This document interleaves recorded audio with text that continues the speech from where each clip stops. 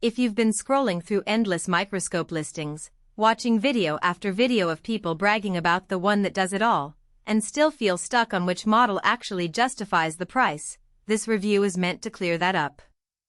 I've spent the last few weeks setting up the AmScope PZ200TA Polarizing Trinocular microscope in a home lab, swapping lenses, trying out a few thin-section rock slides and even a couple of stained biology samples. Link is in the description if you want to check the product details on Amazon. What I'm going to walk through is not a laundry list of specs, but the day-to-day experience of actually using this thing, the moments when it shines, and the situations where it might leave you wishing for something else. First off, the most obvious thing about the PZ200TA is the built-in polarizing optics. That's a big deal if you ever needed to look at minerals, plastics, or any material where birefringence tells you something you can't get from a plain bright field view. The polarizer sits on a rotatable disc and the accompanying Bertrand lens lets you line up the crossed polars without having to guess. In practice, that means you can take a thin section of quartz, rotate the stage a few degrees, and instantly see the interference colors pop up as the crystal orientation changes. For a hobbyist geologist or a high school teacher demonstrating optical mineralogy, that visual feedback is priceless. It's also handy for polymer analysis in a small research setup. You can spot stress patterns in a clear plastic sheet just by turning the polarizer a half turn. The magnification range is another practical point. 6 preset steps 40, 64, 100, 160, 400 and 640 cover most classroom and hobbyist needs. I found 100 to be the sweet spot for most biological slides. The image is sharp enough to see cell walls and nuclei, yet still comfortable on the eye without excessive eye strain. When I moved up to 400 on a stained plant cross-section, the details held up, though you do have to be patient with the fine focus knob. That fine focus, coaxially mounted with the coarse knob, feels smooth and gives you the micro adjustments needed at higher power. The built-in focusable Bertrand lens also means you don't have to pop a separate accessory in and lose alignment when you're switching between bright field and polarized work. One of the hidden trade-offs comes from the stage design.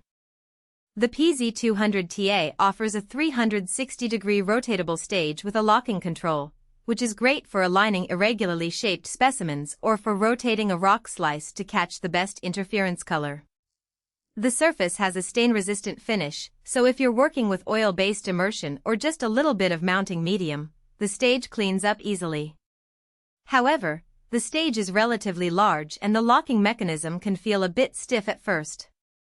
If you're used to a quick-click, spring-loaded stage on a cheap student microscope, you'll notice the extra torque required to lock and unlock.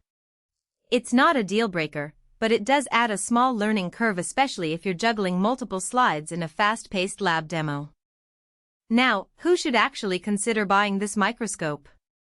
If you're a college student in a geology or materials science program, the built-in polarizer eliminates the need to purchase a separate accessory that can cost nearly as much as the microscope itself.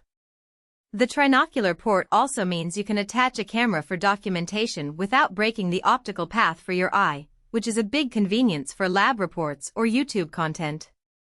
Hobbyists who love collecting minerals, examining stained slides, or even doing small-scale forensic work will appreciate the combination of polarizing optics and the decent magnification range. The price point sits comfortably above entry-level models but below the high-end research microscopes, making it a solid next-step purchase.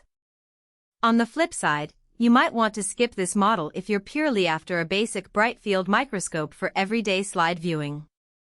The polarizing system adds complexity and cost you won't need for simple bacterial cultures or textbook diagrams. Likewise, if your work requires ultra-high magnification, say, beyond 1000 for detailed microstructure analysis, or you need integrated LED illumination with precise intensity control, the PZ200TA leaves you short. It doesn't come with a built-in LED ring light. You'll need an external illumination source, which is fine for most setups but adds an extra component you have to manage. And if you're looking for a super lightweight, portable unit to carry around field trips, the trinocular head and robust stage make it a bit bulkier than a pocket-size monocular microscope. Practical strengths: beyond the headline specs, emerge when you start using the microscope for real tasks. The rotatable stages lock lets you set a sample at an exact angle and then leave it there while you switch objectives or polarizer positions. No drift, no need to readjust. That stability is something I noticed during a classroom demo where students had to record the change in interference colors as the stage rotated. The colors stayed consistent, and the students could focus on the concept instead of fiddling with the hardware. The coarse/fine focusing system also feels like a small but important detail. The